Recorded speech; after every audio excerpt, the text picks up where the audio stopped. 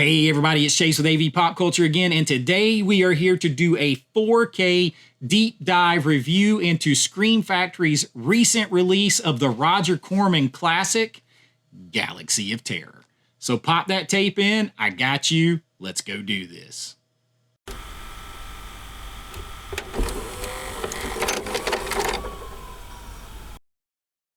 All right, so Galaxy of Terror, man. I had not seen this in years. Now, my dad watched every Roger Corman everything ever growing up that you could possibly watch, but I had not watched this in a long time. And I remember Sid Haig at one of the Days of the Dead conventions that I was a guest at. Bill was there too. I think it's the one where they gave me a piece of art from Devil's Rejects and signed it, and he mentioned this, and I like it. It jogged my memory, but I hadn't seen it in so long. I was like kind of nodding through the conversation because I had forgotten about it. But this is from I want to say, what is this? 81, I believe. I believe it's 1981, and this is one of Roger Corman's like alien ripoff classics. So like they were in that time when they were doing these sci-fi movies, like Alien, had hit big. So they were trying to cash in on that. And Roger Corman built the set and everything to do his version of that movie. And he ended up actually they made a couple of movies using that set. Me and Brian were actually talking about this recently. But man, when I saw this, like I was like, this is cool. See, this is something different that Scream Factory, Shout Studios, they haven't been releasing. This is something different. And maybe this will introduce people to some other movies. Keep hearing about how they just keep releasing the same things over and over. Well, this is definitely different. And this is a lot of fun. And it had a lot of different people work on it that you might be surprised by. First thing I want to do is just kind of run over the specs for you here real quick. And then we'll talk about the movie. So this is a new 4K restoration. Now, it's not from the camera negative. This is from the inner positive. So that's going to have slight limitations over, you're going to get the best if you have the original negative and it's in good shape or you can restore it and repair it. But it is a new restoration. So restoration, I talk about all the time. Restoration and scan are different things. Restoration's the process of taking the elements that you have, fixing them, fixing scratches, fixing tears in the film or whatever. The scan is actually scanning that in, whether you have the negative or you have the interpositive that is put out to film, and scanning that in.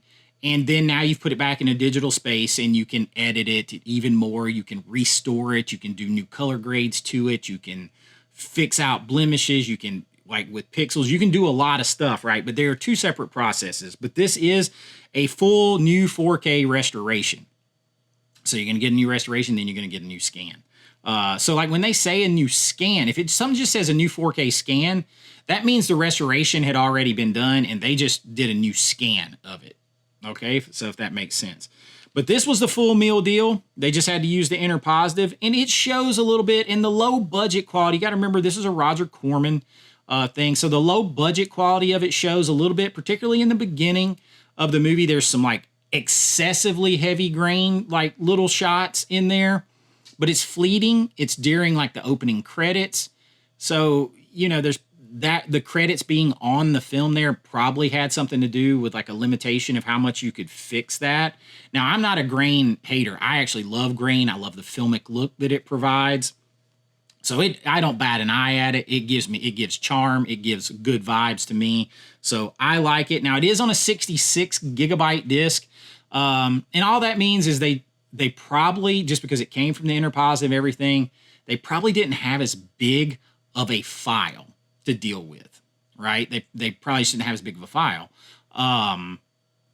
So they could put it down on a 66 gigabyte. Now, Kino, Vinegar Syndrome stuff, they're almost always going to do 100 gigabyte 4K discs because it gives much more headroom. I mean, I shot a movie, Creature Feature, for instance, in 1080p back on DSLR cameras when those came out. It's high definition, 1920 by 1080.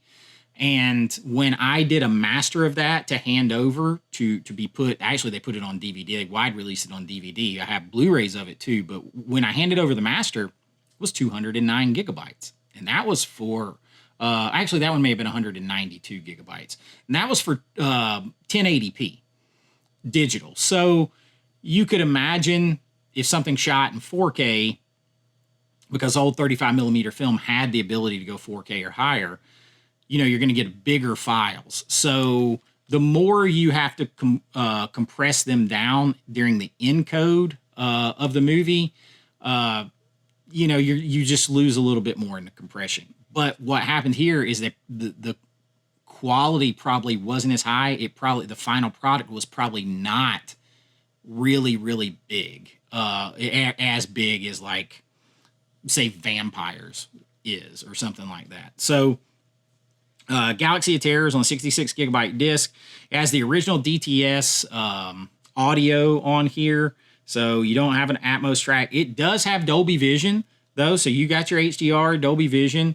That's cool. And man, there are some wild color sequences in this movie, like where they're going through like warp and it's like rainbow colors coming at you, where that shit pops out. Like it really pops. So you have all of that on here, and I think the 4K is good. It's not like the best that I've ever seen, but it's a low budget, 45-year-old film, and it looks good for what it is. They kind of go with the more Star Wars space feel, like as far as lots of buttons everywhere, not like the sleek lines of Star Trek. It's more like lighting and buttons and all that stuff everywhere. And so that all looks cool in 4K, in Dolby Vision with the lights and everything. But that we'll get back to that in just a minute. I want to talk about the movie too. This is Roger Corman, and I mean, he's a legend. Almost everybody in Hollywood who is anybody over the past 50 years or so worked for Roger Corman at some point. And on this movie, you actually had James Cameron and Bill Paxton. This is where they got to know each other. They worked on this movie behind the scenes. So they worked like in the production side of it in this movie. So that's super cool. But in the movie, you got Robert Englund, you got Sid Haig in this movie, just legendary actors in this. And they are this, like I said, it's an Alien ripoff. So they're like part of the crew of the Quest. I think that's the name of their ship. And they land on an abandoned planet. They're there to rescue survivors of another ship. And they end up, having to explore and investigate. There's a giant pyramid out there and all this kind of stuff. And they must face their darkest fears or perish. So like it is, I mean, it's got almost like Fulci levels of like blood and gore in certain places.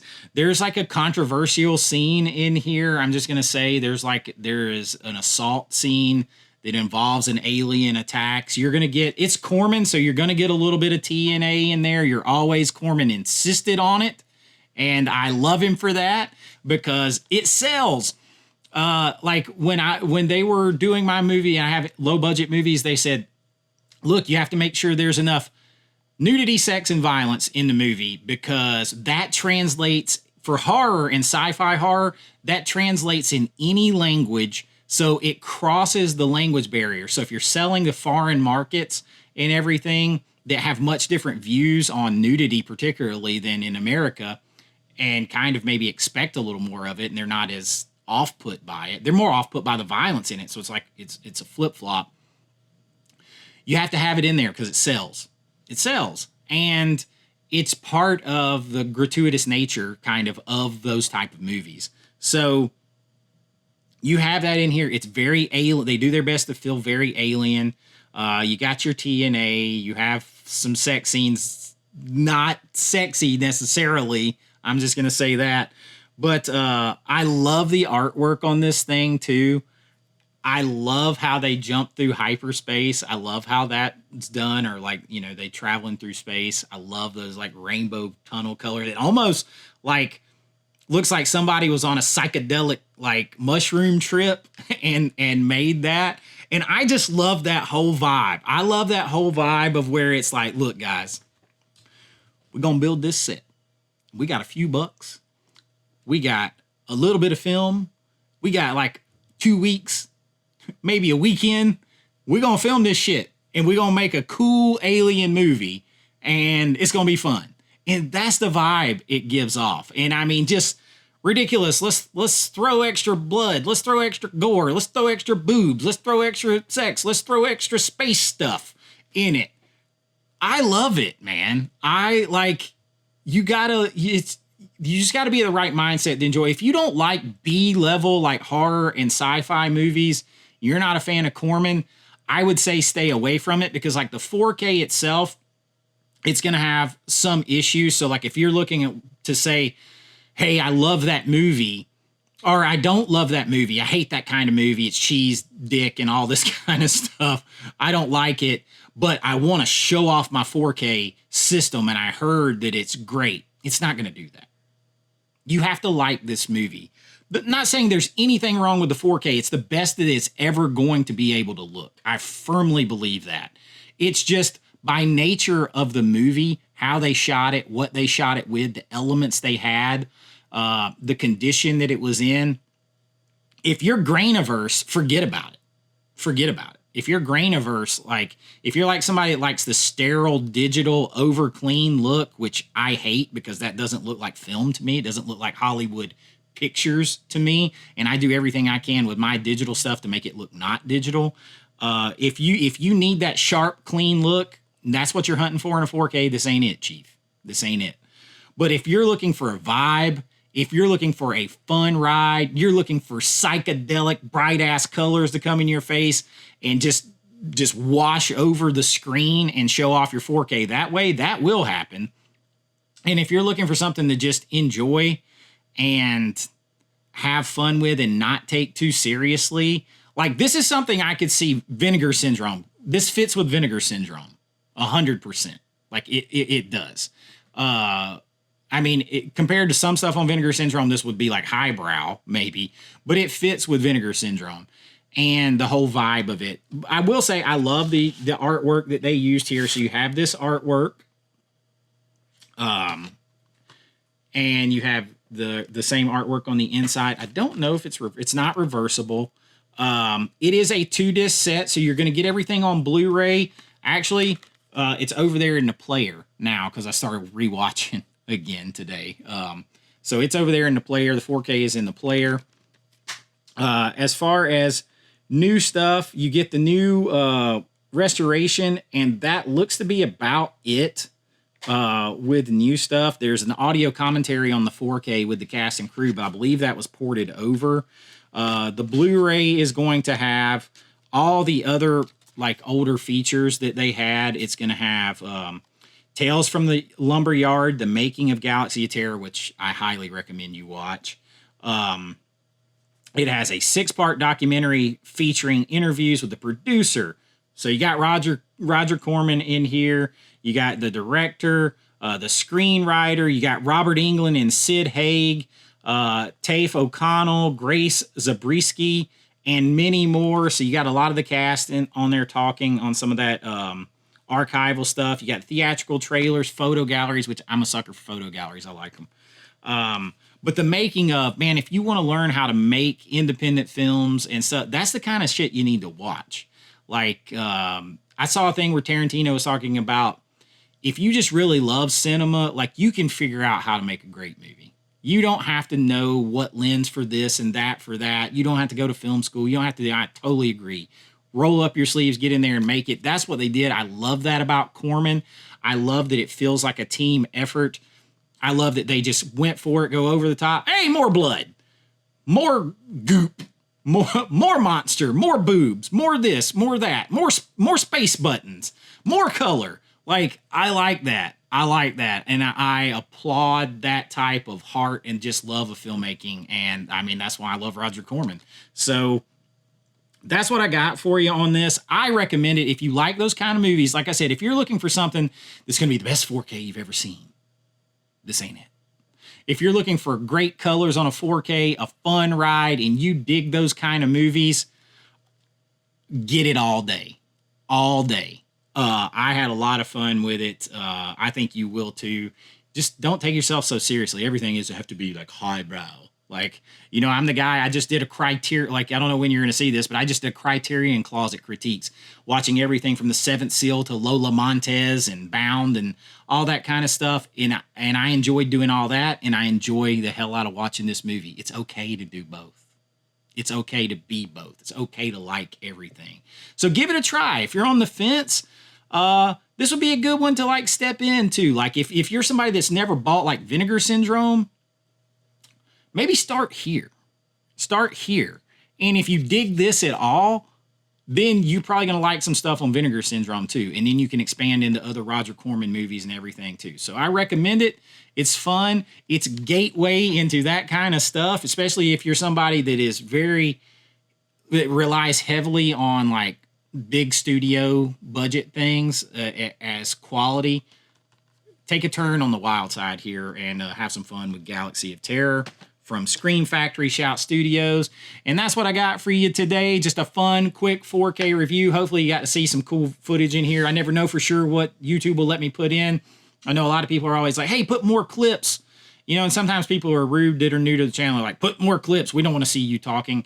There's only so much clips that you can use, or, you know, you have problems with stuff that doesn't belong to you, or, you know, all that kind of stuff. So, you know, you can't do that. So I try to put in what I can and give it to you as a reference. As always, it's just me 4K with my 4K camera recording my 4K TV. So compression, transference, all that's going to change how it looks. So your mileage may vary, but it gives you a frame of reference. And I hope you enjoyed it. If you have, please like and subscribe. It helps us get found out here in YouTube land. I'll try to do more 4K reviews. People keep asking because I do them from a fan and a filmmaker's perspective. So I'll give a little something different. People keep asking for more, so I'm going to try to give more and drop them in here and there. And I hope you enjoy it and share it and all that kind of stuff. So if you enjoy this and you want to help support that and get me more 4Ks because nobody sends me anything, you can join right here on YouTube at my Patreon link or at YouTube itself and be a channel member and get your name in lights. I love doing the old director thing. Your name in lights on every single video, and behind the scenes looks at my filmmaking. You can see my low budget filmmaking style back there. Members only videos, all kinds of stuff, and it helps the channel, and I really do appreciate it. I try to link everything to Amazon too, because anything you click and go to Amazon and buy helps out the channel, and y'all, I really do appreciate it. And until next time, be kind, rewind like always. This is Chase with AV Pop Culture, and I'll see you real soon. Bye-bye. I know.